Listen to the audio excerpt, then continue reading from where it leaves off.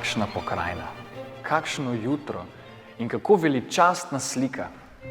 A se tudi vam zdi, da je bil slikar navdušen nad antično arhitekturo?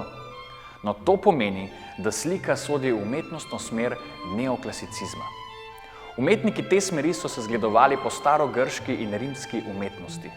Antiko so hoteli oživiti, zato so slikali antične stavbe in osebe v antičnih oblačilih. In še več, idealizirali so antiko, kar se vidi po veličastnosti in lepoti njihovih del. Radi so tudi slikali motive iz grške in rimske mitologije. Na sliki za mano vidimo Venero, boginjo ljubezni, s svojim krilatim spremljevalcem Amorjem. Pogosti so prizori iz zgodovine, ki poudarjajo človekove vrline in grajajo napake ter razvade.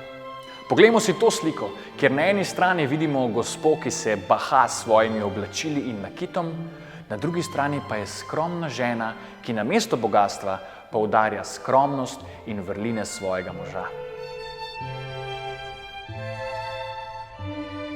Naš najbolj pomemben neoklasicistični slikar pa je Franc Kavčič. Na njegovih slikah se jasno vidi, da so ljudje kot okameneli, vpeti v nek prizor. Prav tako pa se igra s svetlobo, kar je tudi eden izmed principov neoklasicizma. Glavne like osvetli, ostale pa postavi v senco.